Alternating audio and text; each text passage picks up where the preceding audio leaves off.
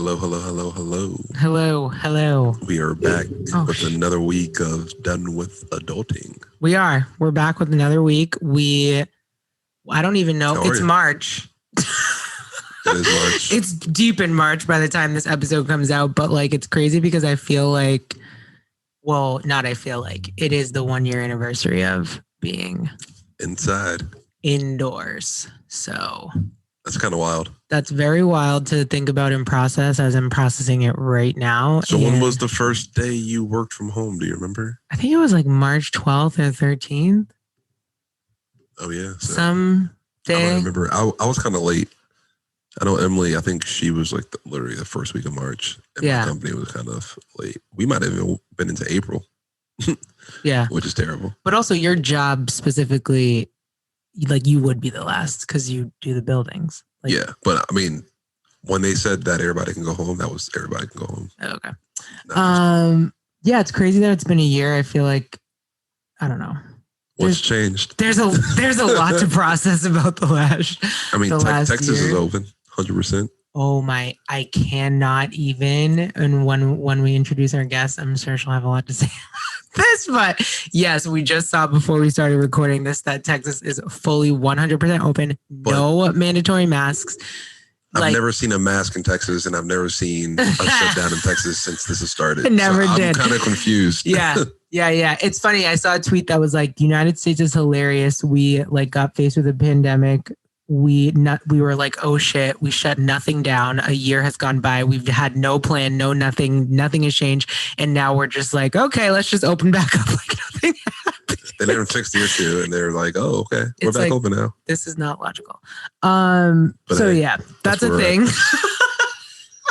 That's a thing. But I'm excited for this episode because we have a very special guest on who is not only a good friend of mine, a fellow temporary Stonehill attendee, and very, very quick a quick Stonehill experience. And we're talking about taxes, which is like wah wah when I say it out loud, but this is like a real, obviously, adulting thing that is terrible and it sucks and we all have to do it and we're all doing it right now. So here we are. I mean, it doesn't suck when you get a check back, but that depends if you get a check back. Yeah. And this is what I have questions about because I get checks back, but Terrence historically, as long as I've known him, I've never had. And so now we're finally married and I'm like, if you... I mean, no money back for y'all. Fuck my shit up. But he's like, but him to me is like, no, you're going to fuck my shit up because you did this little side business thing and it's a 1099. And I'm like, oh my God. So anyways. Oh, y'all might owe. Oh. That is why we'll get into it. Had this idea to bring our guest on because we have lots of questions. You're supposed to be mad. And is this your... No, you filed. Well, you filed last... No. Did you file married last year? Actually, no. So I'll get into that. Okay, all right. Let's just introduce our guest. So we are really excited to introduce Sarah Ann. Like I said, a great friend of mine and the podcast. Huge podcast supporter, by the way. Like true fan, number one fan. We appreciate you. We appreciate you. So we're just so excited to have you here. So please feel free to introduce yourself. Give us a little background on your accounting life and why you're qualified to tell us about our taxes. Well, according to the state of Pennsylvania and New York, I am qualified to tell you about your taxes. My family might say otherwise, but anyway, I'm obviously Sarah Ann. The majority of people at Stonehill will know me as Sass or Sassington. Did have a little bit of a quick stint at Stonehill before I transferred out and went to a wicked small Catholic college in Northeastern PA. And that's where I did my undergrad in accounting, went down to Temple University and got my master's in accounting, got my CPA. First year out, did the classic, Big Four, worked at PwC, where I actually was an auditor, didn't do tax. But my whole thing with taxes, I did when I was in college, I volunteered my time and did personal tax returns for the local nursing homes. Oh, that's adorable. And that was it was a lot of fun because there are things that you didn't think about that they have more deductibles than we do, which is pretty interesting. But no, so I do my own taxes. I've done a couple of friends' taxes and that's on the DL. So I am here to answer all of the questions. Career-wise, started at PwC, worked for 2 different hedge funds in New York and Austin, Texas. now I am back on the East Coast and I am a senior accountant for URBN, which is the parent company to Urban Outfitters, Anthropologie, Free People, and I do all of the external financial reporting. You're doing it big. Doing it big. I love it. I love that you're our guest for this because I feel like you're going to give it to us in not only a way that we understand, obviously, but like this is going to be like, this is a personal problem, obviously, but I feel like people who do taxes, like I am intimidated to go, like we are hiring someone to do to do our taxes. I've historically always used TurboTax, as has Terrence. And for the past 2 years, he's used an accountant. And now, of course, I will also be using the same accountant, but I'm intimidated by that situation because I feel like I don't know shit and they're going to ask me for stuff that I don't know the answers to. Yeah. So I'm glad that you're here because you're obviously just like chill. You're adulting just like the rest of us.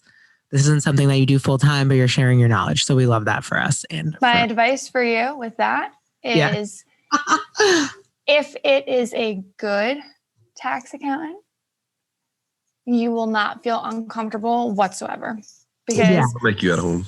That's true. Yeah. The majority of us, like, especially the individuals that I went to graduate school with, we had a professor come in and be like, if you can't explain what you do to a 5-year-old, then you're never going to be good at this profession. Because the majority, whether you do tax or audit, they're not going to have a damn clue what the hell it is you're talking about it. So I guess that leads into my first question. At what point in life do you actually start going to an accountant versus doing them yourself, like online, like TurboTax, things like that? Is there a certain point, certain amount of money, certain assets that you have, maybe business? And just like overall your thoughts on TurboTax. I hate TurboTax. I loved it too. I thought it was so easy. You know what? I think I'm biased because in undergrad and grad school, like our tax books came with H&R Block. Gotcha. So I was already super into H&R and that's just what I stuck with. That's what I used to do my personal taxes. And that's who I tell everybody else to use.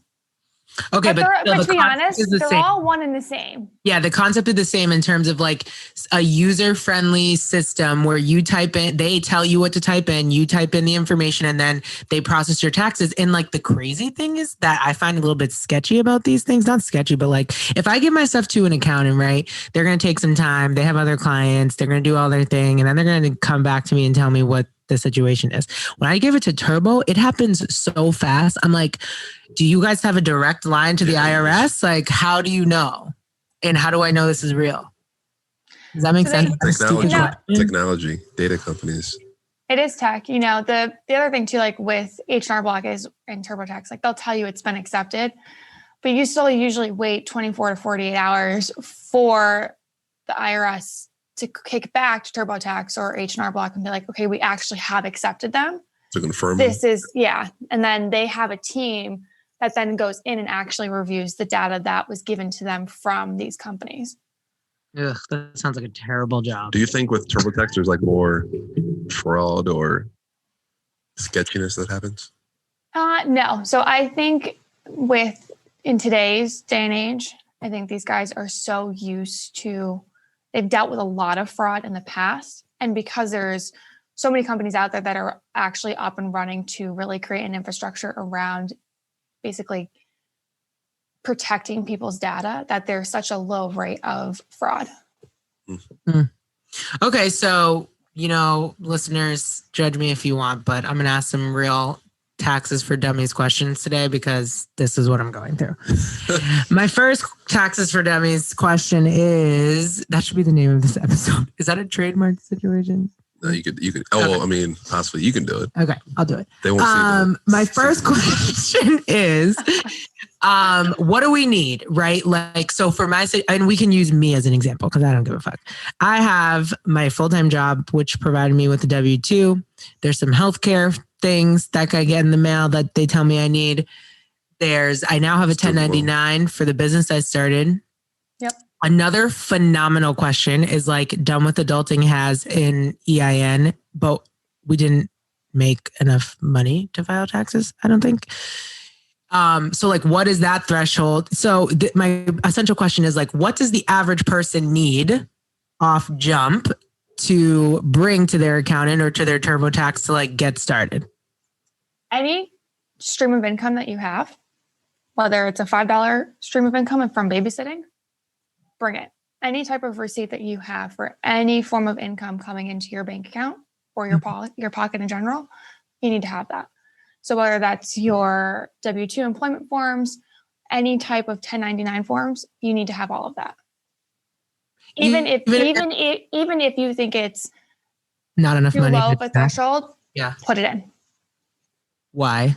Because it could very easily be a deduction of some sort. Oh, okay. Can you explain what deductions are? Yeah. So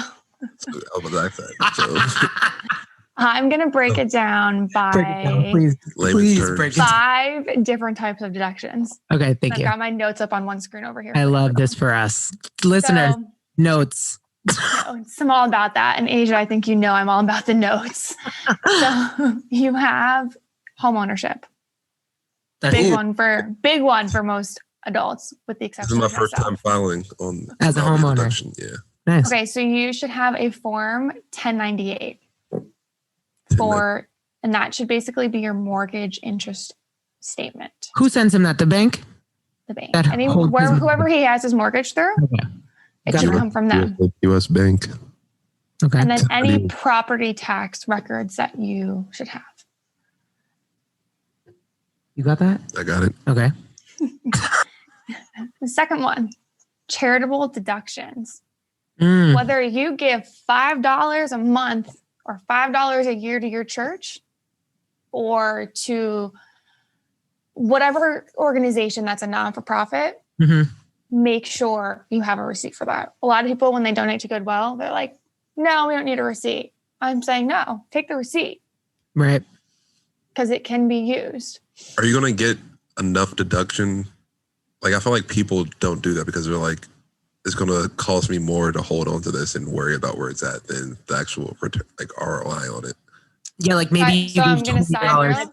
Yeah. If anybody listening to this, or if you two do not already have a tax file in your filing cabinet. What's a filing? I was just going to be like, wait, I'm going to say filing cabinet, and someone's going to be like, so who uses a filing cabinet? What year? Me! I'm like, what year is it? Okay, a filing. And I color code the filing cabinet. I've got a physical filing cabinet. Oh my gosh! You sound like a true CPA. Yeah, seriously. So a filing cabinet. Okay, maybe this looks like a folder for most people that is busting at the seams with papers underneath the bed. Remember, if you're going to an accountant, you're paying them to go through these things. They're anticipating you coming in March with all of this information. Yeah, but I think we're like still on the TurboTax thing. That's what we're talking about. Not me. Terrence told me I have until, oh shit. It's March 2nd, Asia. Terrence told me I have until March 3rd. No, I mean, I use an accountant too, but I feel like probably a good amount of people growing up, a good amount of people that we're cool with probably still use TurboTax. Yeah. So that's a lot of documentation. I don't know. I feel like. But here's the thing. Yeah. These software systems, if you come to a section on the software and you're like, I have no freaking clue if I need to do this. Click it anyway, because they're going to ask you a series of questions. Yeah, they break it down for you. They literally, like when I tell you, they like break. It's like when somebody asks me, well, you're an auditor, what do you do? I keep the Cookie Monster honest. Well, what do you mean? If the Cookie Monster says he's got 5 cookies in his cookie jar, I'm going to open the cookie jar and I'm going to find 5 cookies. That's literally what, TurboTax and H&R Block do. If you think you have this, they're going to ask you, okay, if you say you have that, do you have this? Yes. Okay. Next question. Then do you have this? No. Okay. Then you don't need to worry about this. Okay. So do you feel like this is, like I said, my first experience working with an accountant? Like, do they do that too? Like, do I just give them this pile of documents? Do I have to label them? Do I have to, I just give them a pile? Like, so this is another question. We're going granular here. We're pretty granular, and we're going zigzaggy on our list of questions. But like, that's not what happens. For my 1099, right, for my business, I have write-offs associated with my business. Like, so I'm going to tell you to hold this thought. Okay, you're going to talk about this? Yeah. Because I'm going to talk about this when I go into whether or not you should file married, filing jointly. Oh my God. Okay. We interrupted you at deductions. So continue with the deductions. Sorry. Okay. So recap: home ownership, charitable deductions, childcare expenses, which Jared, you should probably take note for, when you file for next year. Just so you know. Oh yeah. Trust me. Save the receipt. So any receipts for fees that you've got in regards to a licensed daycare center or any wages that you've paid to a babysitter. Okay. Something to think about. Medical expenses.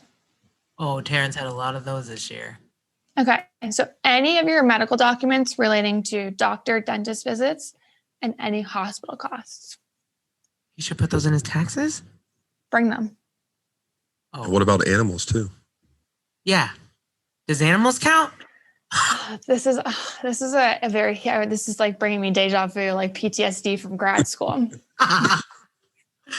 A lot of people want to write off their pet. I have a family member who, I'm trying to do this very nicely, they have a lot of pets.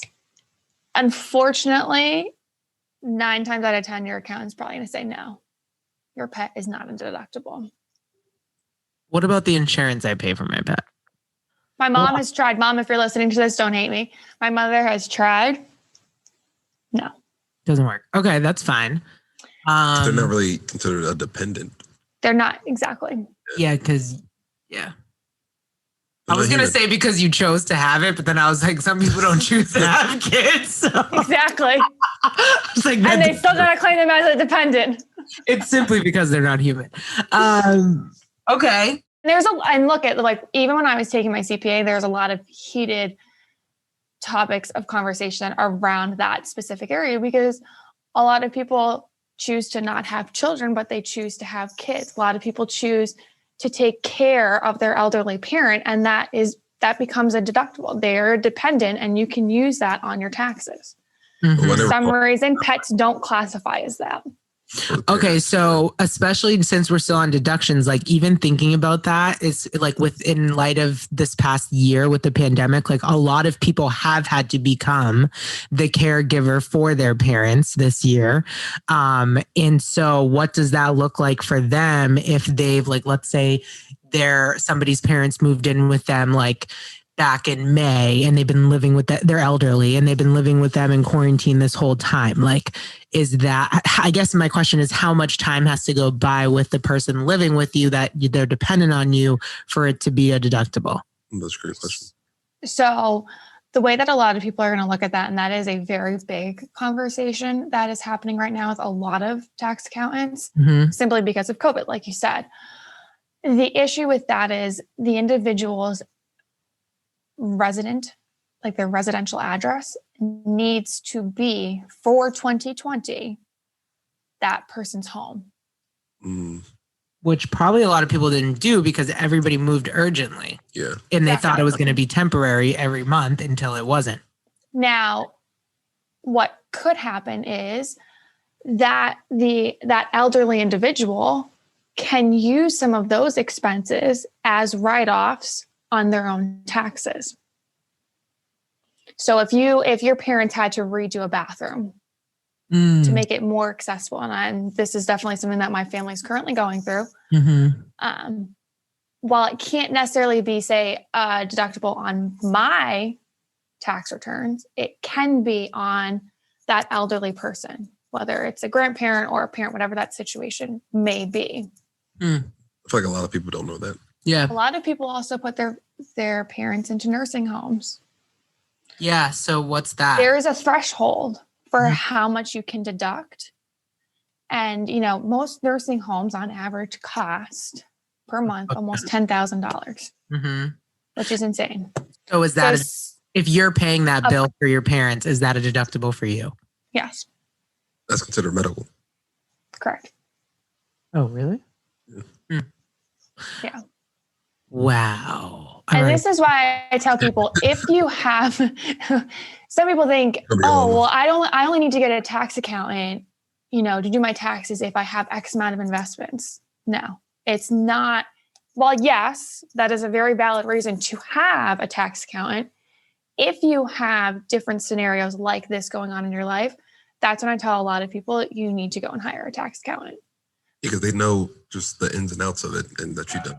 And this is where I sometimes struggle with computer software programs. At the end of the day, it is a computer.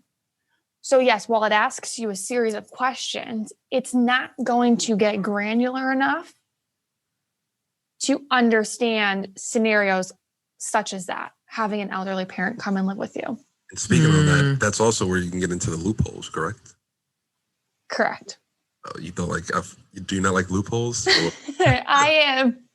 So I'm going to put my auditor hat on. There are some loopholes that are very frustrating from an auditor's perspective when we go in to, give an audited opinion on a company or individual's financial statements. And there are a lot of ways around different things. Okay, so on the topic of things I need to bring to my accountant, because we were just going through the deductions list, what if you got stimulus? What if you got stimulized? You got the stimmy this year. You got maybe one stimmy, two stimmies. What do I bring for that? Do I bring my bank statement because they direct deposited it? Terrence's first stimmy came in some weird debit card. Like, how do we have to account for that? What does that look They probably like? already have that on file. Most of them should have that on file. Who's them? The IRS. The IRS. So like H&R Block, they asked me, Got it. Did you receive? And then you just click yes and they took care of it. Have you filed? You should. Yeah, I filed last week. Oh, wow. Okay, well. Which is late for me. I tweeted that I was very disappointed with myself because that was late. I usually file. April 15th, right? April 15th, yeah. So speaking on that, do you think this will or the deadline will be pushed back this year like it was last year? I mean, we're still in quarantine unless you're in Texas.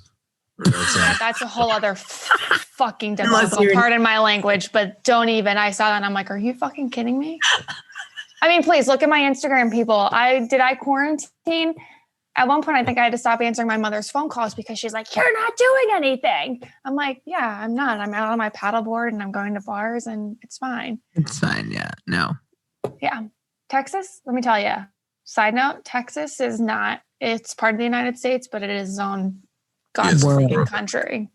Masks? What are masks? It's like, oh, nobody has to wear masks now. I'm like, nobody's been wearing masks last year. So that is wild. Yeah, it's crazy. But anyway, where were we? Are they going to extend the deadline? Yeah. Do you think they'll push it back like they did last year? Yes. I have a funny feeling. And the reason why, and this is my opinion. Let me start out with that. This is my opinion. This has not been said anywhere. You will not find this on the internet. You will not find this on the news channel. You will not find this on Twitter, Instagram, any type of social. This is my opinion. I think yes, because they are now having issues because of COVID and people being desperate, unfortunately, because it kicked people in the ass. Mm-hmm. There's a lot of fraud around unemployment benefits. People are actually stealing identities to get unemployment. So these individuals are getting 1099s in the mail and they're like, but we've been employed. Somebody claimed that they were unemployed and they were me. And now all of a sudden they're being hit with taxes. Yeah. A few months ago, maybe was it longer than that? I don't know. My company emailed me and was like, they got a call about somebody trying to gain unemployment under my name.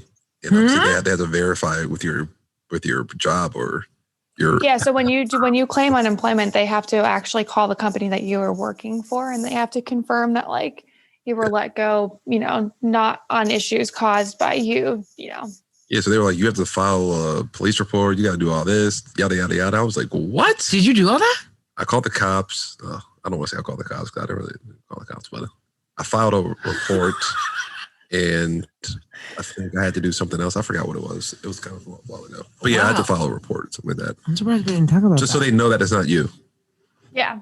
And it's basically a red flag, so I think with the stimulus package going out, I think, a lot of companies are starting to release their earnings for fiscal year 21, so last year, and some of them are fiscal year 20, depends on what industry you're in.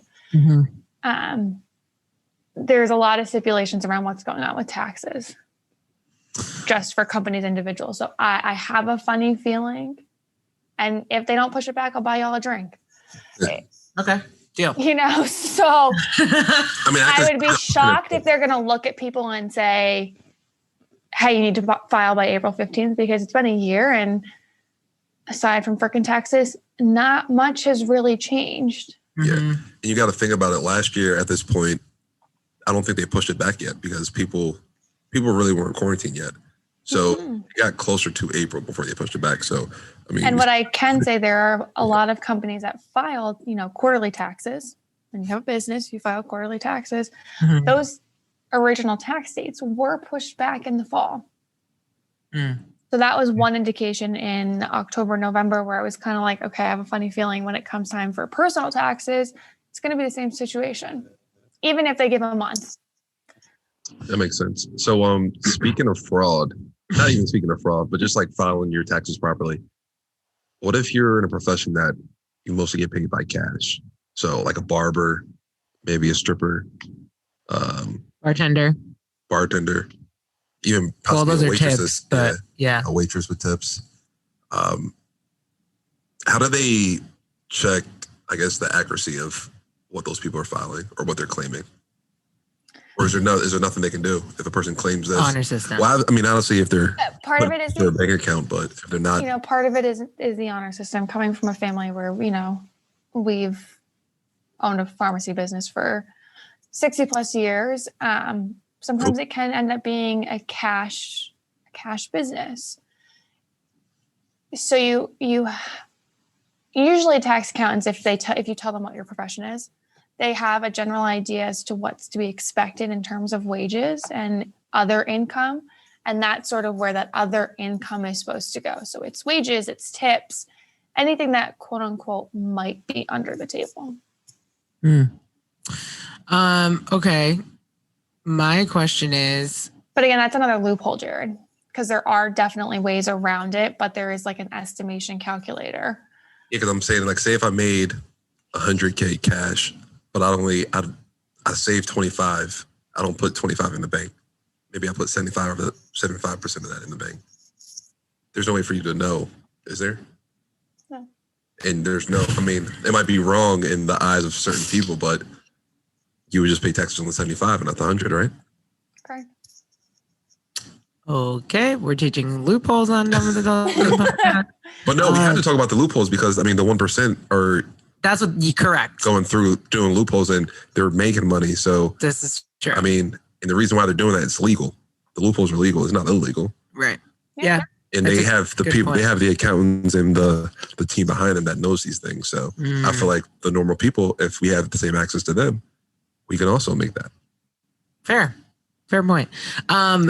My question is about, like, I've heard, so this will be obviously our first year filing married, but like I've been told, like, even if you're legally married, like you don't necessarily have to file as married. Yeah, you can file separate. Yeah. So I guess why would a couple who is married decide to file separately, and like, what would you recommend?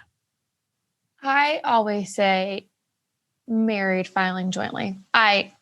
The one thing that you should never, ever do is file married, but filing separately. So that means that you put on your tax returns like, okay, here is our joint tax return, but everything else that we do is going to be filed separately.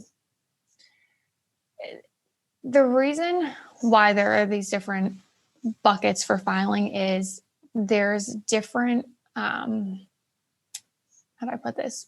The tax brackets, they change based on how you choose to file. So sometimes for some individuals, it's actually more beneficial for them to file single. Because of how much money they make or whatever. Either how much money they make or how much they are going to end up getting back from their taxes. Whereas if they choose to then file jointly, they might not get as much back as they initially would, and they then may change tax brackets. Oh, yeah, I got you. Mm. And if they need that money back, they would just do it separately so that at least one of the individuals get the money and they can do what they do with it. This would be something my accountant would advise me on. Right. And then you have situations where you have one individual who is working. So like say it's the wife. Because if I say, oh, it's the husband and then it's a stay-at-home mom, I'm going to get hit with like, oh my God, there's double standards. You're a sexist. No, people. Okay. So say you have a wife and she works and the husband's a stay-at-home dad. Goals. She would file as head of household. I'm just going to ignore him. She would file head of household. And that's how it would work. The roles could be reversed, people. You could have the husband, he files head of household, and then you have the wife. And she just is on the tax return, but that's that. Makes some money. Really quick, this is about taxes, but I feel like this is like a thing that I definitely don't know the answer to. But if maybe this is your first year looking for an accountant, like maybe you've done TurboTax all your life, but this year you want to do an accountant thing. And like, same with TurboTax, I assume, but I'm not sure. But like, if you work with an accountant, you're going to obviously have to pay them for their work and their time. So really my two-part question is, number one, what is like a reasonable amount to pay an accountant? Make sure you're not getting scammed. Not even like, what would you pay for an accountant? Really? Maybe that's a less political way to ask it because people can decide whatever they feel like they're worth. But what would you pay for a good accountant? And then like, as a follow-up to that, on TurboTax, I can pay TurboTax for my returns. They'll be like, we'll just take this little $100 out of your tax return before we deposit it into your account. So you don't even see it. Is that an option? With my that's how they get you to pay more. They're like, you don't even see this money yet. You don't even have it. So we'll charge you this and you'll be okay with it. Is that an option with my accountant? I'm just wondering. So yeah. I feel like no matter how I choose to answer this question, somebody that's an accountant is going to listen to this and be like, I can't believe you lowballed us, or I can't believe you highballed us. You're such a bitch. Oh God, no, they won't. We have good fam here. Look it. Like, is $700 too much? I mean, unless you are an executive making $900,000 a year, like, I don't know why the hell you'd be paying $700. Like, let me just do your taxes for you. That was like a real quote that somebody we both know got for a tax. Oh, that's crazy. 700 sounds like a lot. I wish people could see my face for this right now. Are you fucking kidding me? Yeah, you're Who the hell are they? Like, are they going to PwC? I don't know. That's a great question. I'm sure they'll text me after they hear this, but the point is, what is a good price? How do I know I'm not being lowballed or highballed? And you might have to think about location as well. Okay, so right, Jared, great point. Location is so freaking important. It is at the end of the day. Well, okay, think about it this way. Cost of living. New York City, outside of New York City, super freaking high. Then you go to somewhere in Wilkes-Barre, Scranton. Cost of living is like nothing. Right? Texas. Well, you want to know what the great part about Texas? Like, damn, maybe I should have stayed. You don't have to file. There's no state income taxes. That's like New Hampshire. Right.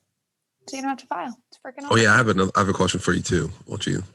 Okay. Yeah. Okay. So I think if this is not a friend that you go to and you say to them, do my taxes, give me a quote, and maybe you'll do my taxes for me. If they say $30, I'd be like, what kind of scheme are you running? $30 is like way too low. And that's like an hour. So let me say this. It's an hourly rate. Okay. That makes sense. So if somebody says, $30 per hour, I've been like, no, I've been in the position of having to literally break down my hours for the client and then being like, you're charging us how many dollars for your hour? Like, yeah, this is what I'm charging you. $30 is too low. And I'd be like, okay, this is kind of shady.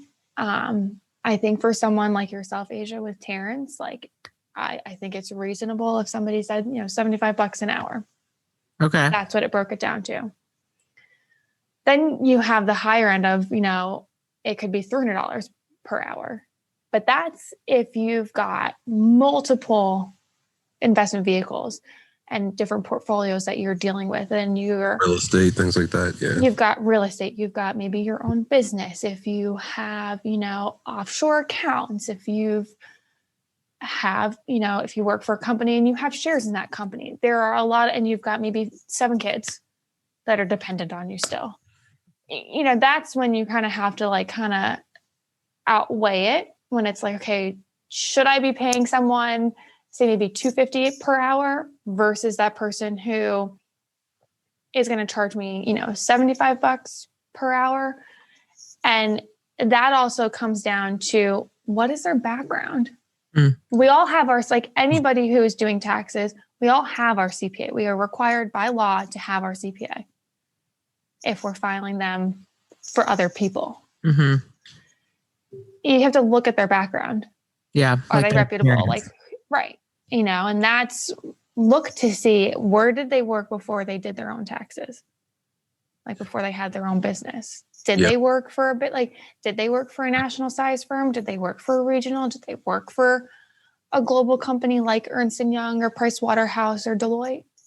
That's when, you're paying for that person's experience at the end of the day. Mm.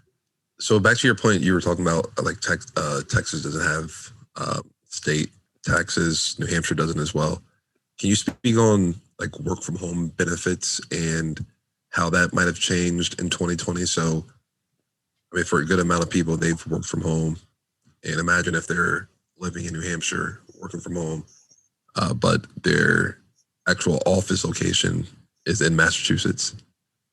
Do they get any of those benefits, those work from home benefits, so they don't actually have to pay that Massachusetts state tax?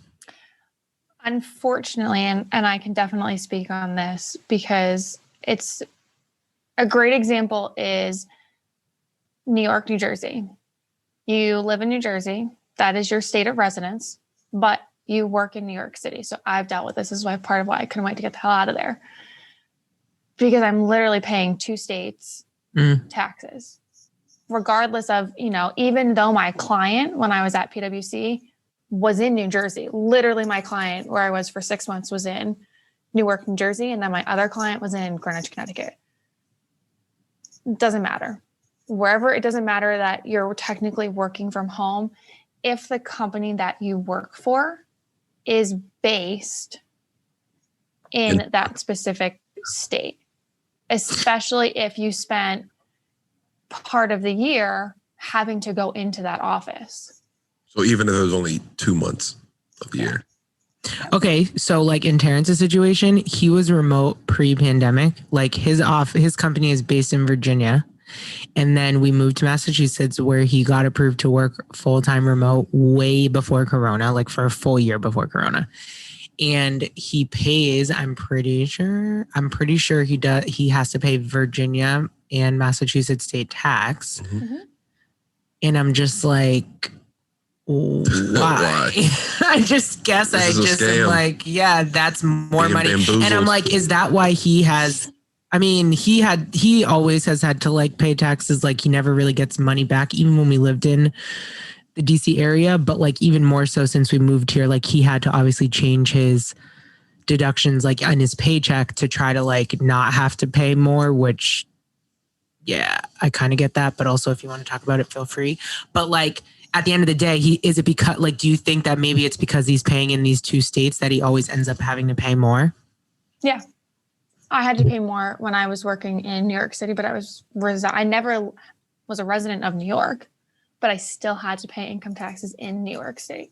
In New York City taxes, cray. Doesn't the city have a tax, and then so the city has a tax, and then the state has a tax? Yeah. And it's very similar in New Jersey.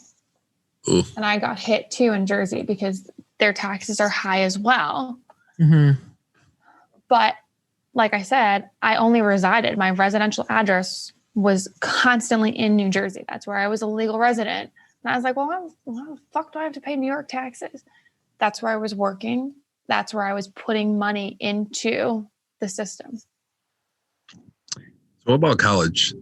I don't remember really filing taxes while I was in college. Maybe that's a bad thing. Oh, yeah. Also, I'm not going to put everybody's business out there, but let's say you're a college student And there are extra tax credits for college students. Okay, well, let's say you were working. Like, let's say you were a college student and you were working on campus. And then you couldn't work on campus because you had to go virtual. So you started collecting unemployment. Is that a thing? And like, how would that person file? So That's they would convoluted question, but again, I'm trying to think about the appropriate and correct way to reply to this. Is that person frauding by collecting unemployment while being a full-time student? No, right? Because because if you think about it this way, you have a lot of students who work part-time jobs. Right. And then because of Corona, like, okay, if you work for Urban Outfitters, we had to close a lot of stores. It's public knowledge. I'm not getting in trouble for saying this. We had to close a lot of stores. Those individuals went on unemployment because their employment, their pay is gone, but they're still a student. So yeah, they're not going to get the max amount of unemployment. They're not going to get like $500. I didn't know that was a thing. I know you could do that. But they could get, $150 to $200. Mm. Well, what if you weren't working before? Oh, so that's the okay. Okay, now we're getting to the real. You should have just said that earlier. No, I'm just asking, like, I feel like I don't know if college students listen to this, but if they do, it could be a question. Like, what if I was a college student and I was going to school full time on campus and then I had to go home, right? And so when I got home, I was like, I need to find a job because now I'm not on campus anymore, but you couldn't find one because of the pandemic. So you filed for unemployment. Is that fraud?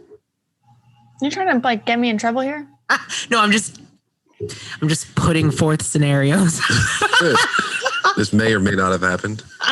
This may or may not be somebody's experience. In my experience, should that person get an accountant? In my experience in my knowledge as being a CPA, you should not be filing for unemployment. Makes sense. Hey, makes complete sense to me. I'm just trying to clarify for anybody listening that might be in this situation. Okay, moving on. Anyway, students actually, so my last piece of what you should be bringing for deductions to your accountant or to H&R Block or TurboTax, educational expenses. So you should, okay, so we have a friend who's a teacher. We probably all have friends who are a teacher. Mm-hmm. But if you teach, I think it's like kindergarten through senior in high school. So what is that, like 12th grade or something? K through 12. Any of your classroom expenses, those are considered a deduction. If you paid for them, those are a deduction. I feel like all teachers pay for their shit. Yeah, unfortunately. So at least take those damn receipts, bring them to your accountant because they are a deduction.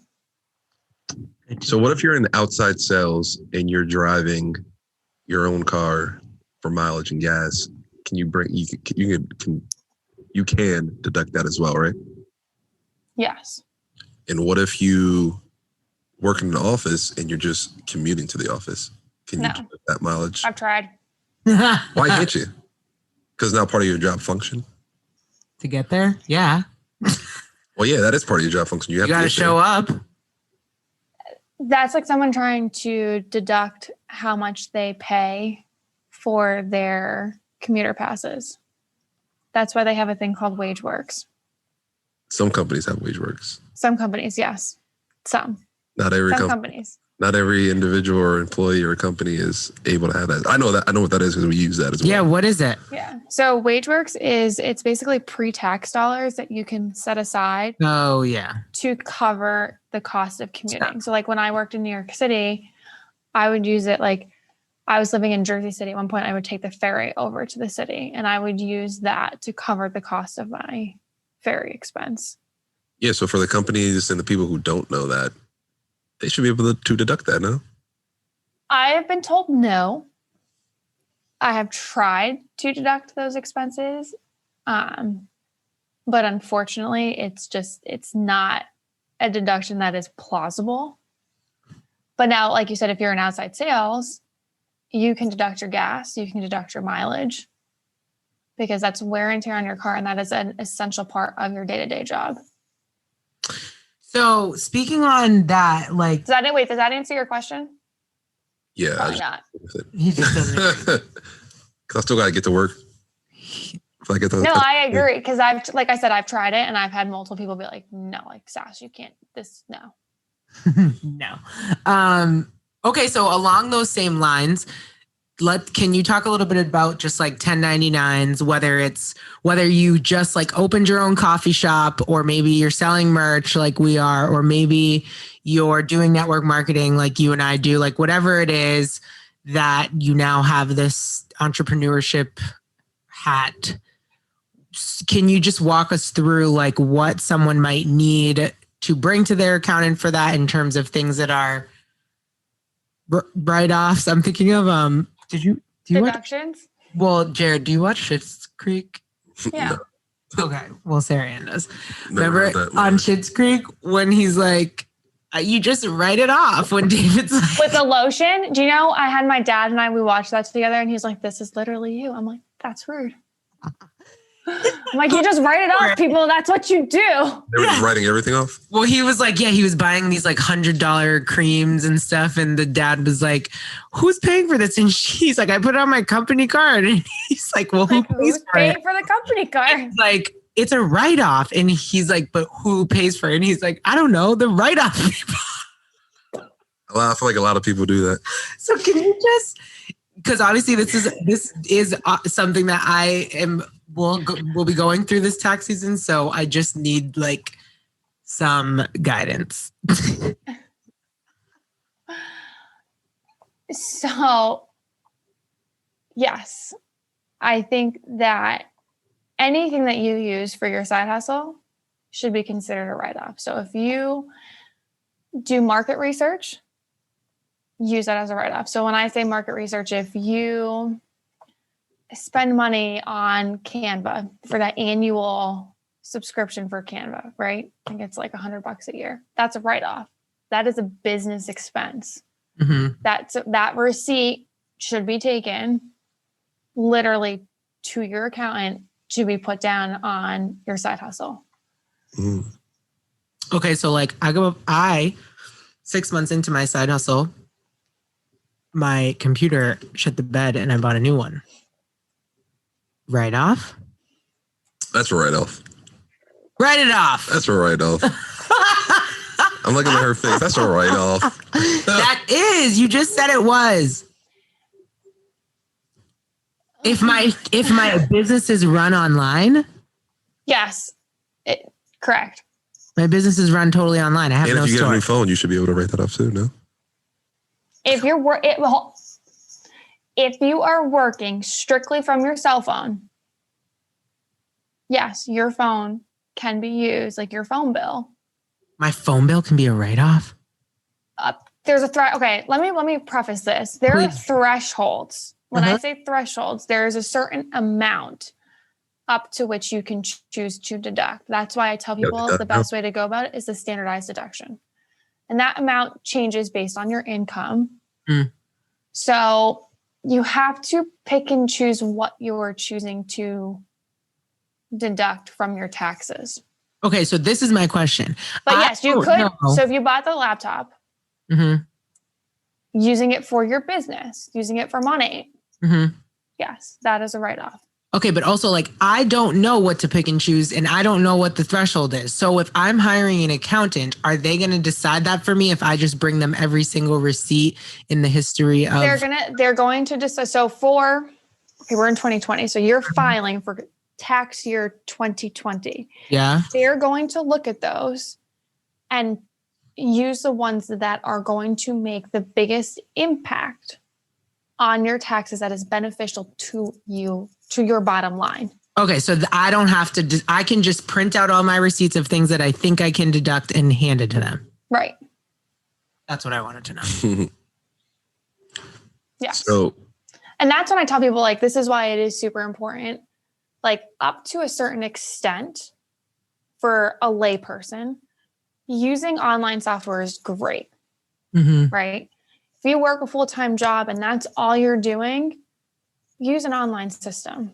If you've got a few investments here and there, use an online system. But when you get into the aspect of running your own business, whether it's super small side hustle, or it's you are truly brick and mortar, have your own shop, it is so much easier for both yourself and the IRS and your pocket to use an accountant. Makes sense. To use a tax accountant, I should say. Makes sense. Can you touch on the benefits of claiming children for tax purposes? So I know, like, just growing up in the Black community, that's always been a thing. Like, who's going to claim them? Who's going, like, the parents aren't together, who's going to claim the child because you get more money back or you get some sort of benefit? Does that make sense? Great question. Like, what's the actual great, phenomenal question. Children? Do you claim, I mean, can you deduct everything you buy them, or like, what is it? Yeah, because that's a good point. Because one of my cousins is a single mom, but she does have a partner now of 2 years who lives with her. But up until this point, she's been a single mom. Her kids are 7 and 6. And she's like considering filing the kids under the partner this year because of some, I don't know, something. He's not the dad? No, but he acts like the dad. He's lived there for 2 years and does dad things. So that doesn't matter. Sorry to anybody listening if that offends you, but that doesn't matter. Okay. So if they're not okay, so yeah, just maybe. What's the benefits first, question. And then I'm gonna ask Asia, like, why would you receive? This used to piss me off in school. You receive a credit for your child. So say you owe $10,000, you get $1,000 for your kid. You then owe $9,000. Got it. So per kid, there's a certain amount of money you get. Correct. And that's just like streamlined, like it's always the same. Well, I think I just heard recently they're going to bump it to $1,400, or is that something different? So no, they are trying to change how much is deducted per child. They're trying to make it more or less. I used to tell my parents, I'm like, Dad, you should give me that money. I'm saving you money by you claiming me on your taxes. Where is this? And he's like, do you see your life? Speak on it, Dad. I would have laughed right in your face. I'm sorry. So I'm pretty sure my dad is in the other room right now, probably thinking, oh my God, what is this child doing? So in regards to Asia's question, if the mom could still get the money, why would she file them under the partner? Yeah, I think the overall question is like two parents who are not together, biological. We won't even make it complicated with my situation. Biological parents who are not together, who claims? The primary parent. Right. So, okay, my mom, this is public knowledge, she's divorced, but she didn't get any child support from my biological father. Yeah. So there was no reason for him to claim me. She claimed me. Now, mind you, could my grandparents possibly have been able to claim me as a dependent on their taxes? Because at the time we were living with them. Yes, but I was sole custody of my mother and she was the one paying for my bills. And speak on no, go ahead. In regards to child support, so if the father is paying child support, he would have the ability. Yes, and he would have to, and if he chooses to not, if the child is not residing with him full time, and it's even if it's shared custody, if the main resident of that child is not his house and it's the mother's house, all that he can technically do on his taxes is there is a section where he will say, yes, I am, whether he's paying alimony support, whether he's paying child support, that does go on his taxes. But that doesn't allow him to claim the child as a dependent.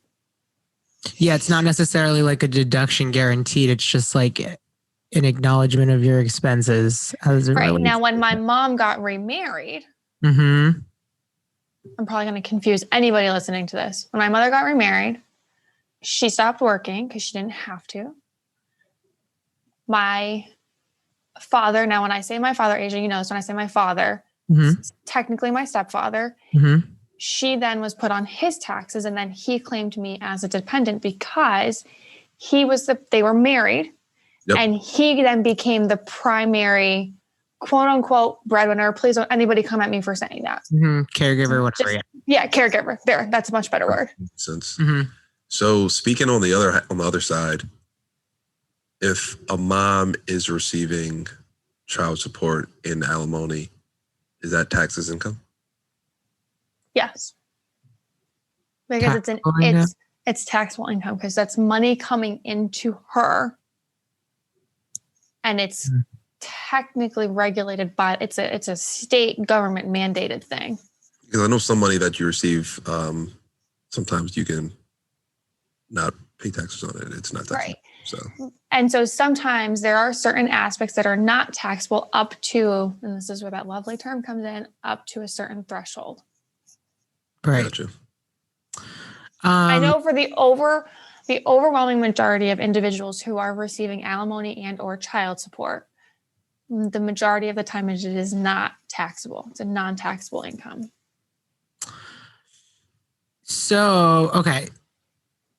I'm switching gears a little bit, but in terms of just like timing, I mean, I feel like I don't know a lot of people who do their taxes as early as you have done them. I tried to do them early when I had control and I was using TurboTax. I would do them so early because I would always get a return. But now, that check back. Yeah, now I've lost complete control and Terrence is managing this for the both of us. So I guess my question is for the listeners, when is a good time? Like obviously earlier the better, but like obviously we have some procrastinators on here. So is there pros and cons, or I guess like, is there a disadvantage to being a procrastinator, I guess, or is it all one of the same?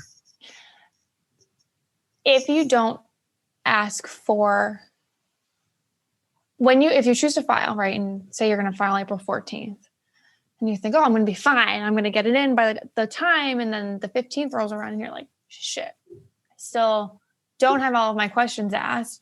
Mm-hmm. You then have to ask for basically an extension on your taxes, which is fine, but sometimes you can get penalized for that extension. What if you don't file for that extension? Yeah. Then you will get penalized.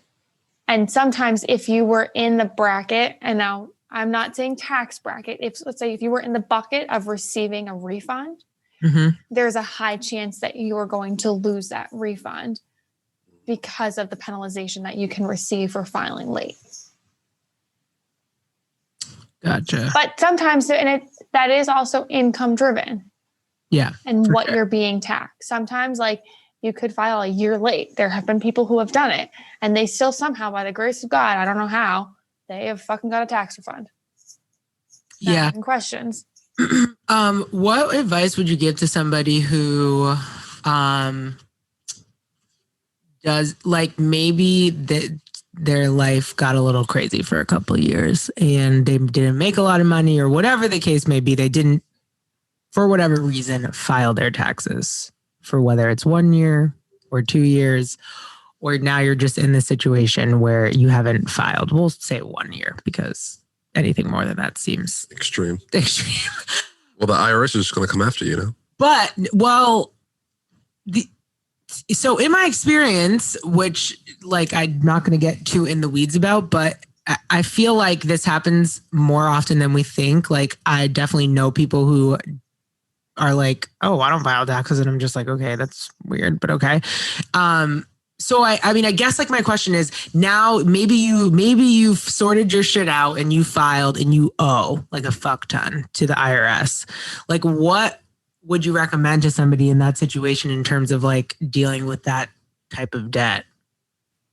The majority of the time you can do a payment plan to pay back that amount over time.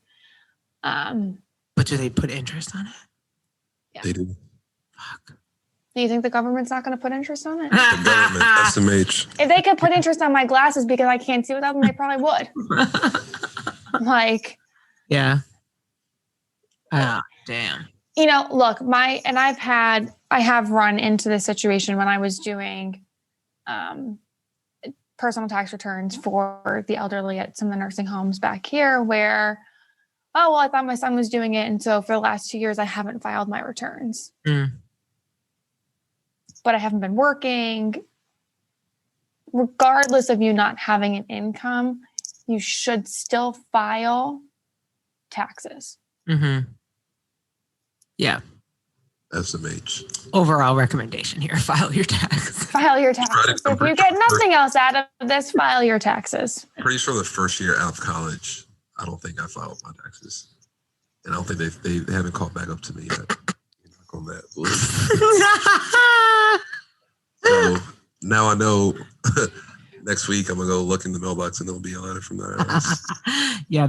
Look, I think it also depends on your income. Do you have any 1099s? Like, if you do, well, then you're going to be kind of fucked.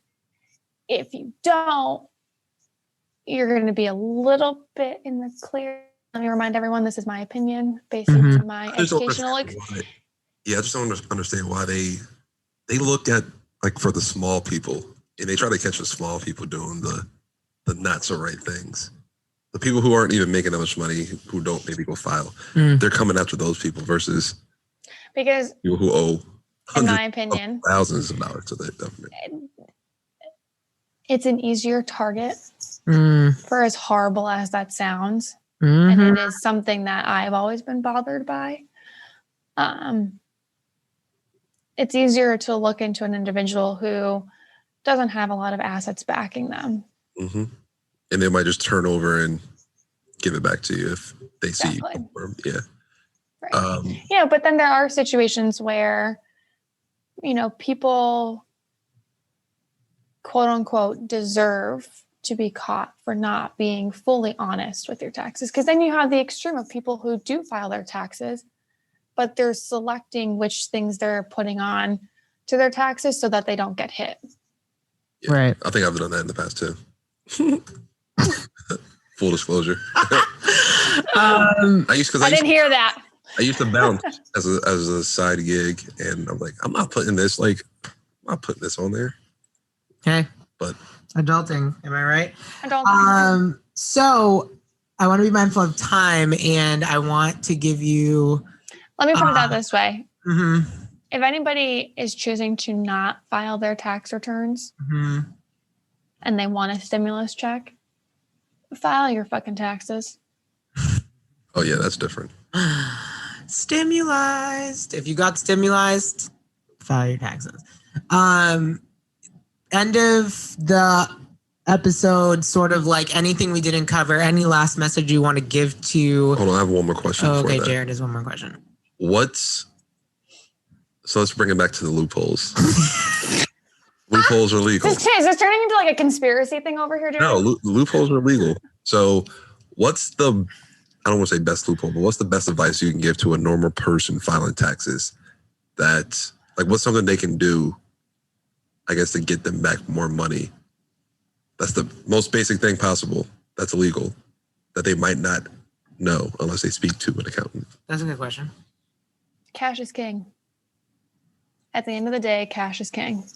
So does that mean if I pay my accountant straight cash a little bit more, then he would find a way to get me back more? Or does that mean that, like what do you mean by that? I'm done. You gotta elaborate. I love that's how you interpret it. That's how he chooses to interpret cash is king. I have to proceed cautiously with the way in which I choose to answer this. Happy to answer it offline. But for my own licensing purposes, you ideally don't want to get caught into any major loopholes. I think the best way to be able to get the most out of a refund and not have to pay is to think about what you're choosing to deduct on your taxes. Okay. All right. And again, happy to answer any and all questions offline. Okay, so and that goes to any of the listeners too. Slide into the DMs. So in that regard, tell like I said, any last minute advice, or feel free to drop your handles where people can find you, all that jazz. Yeah, so I think any last minute advice, like I said, 2020 rocked our asses. Mm-hmm. Really is no other way to put it. So a lot of us, we did have to file unemployment, unfortunately, hundreds and thousands of people lost their jobs because of COVID-19. With that being said, unemployment is your best friend if that is the case for you. And the stimulus is going to be like the stimulus package is going to be huge. But in order to receive that benefit, you need to file your taxes. You know, so at the end of the day, pay the $30 online to file with H&R Block, TurboTax, whoever you use, get an accountant, and start a tax file. This is done with adulting. We all want to be done with adulting this way. Yeah, I got to start that. I need a tax file. Get a file. Whether you scan it on your notes in your iPhone, anything that you have, and you save it as an electronic version saying taxes, or you have a hard physical like myself, because I think I'm 70 years old some days, and have a file, use it. Yeah. I didn't think because I think there are a lot of, I hope I emphasize this enough to people. I apologize for the background noise. This is like working from home. If you're questioning whether or not something is a deductible, ask. Yeah. If you are not going to be using an actual tax accountant, feel free to reach out to me over DM, and I will do my best to answer and or get you an answer from somebody who is doing other individuals' taxes if I don't necessarily know the answer right off the hat. Okay, great. Where can we find you? On Instagram, you can find me at sass, SASS _INGTON. And you can also get me on my website at www.east.sass.com.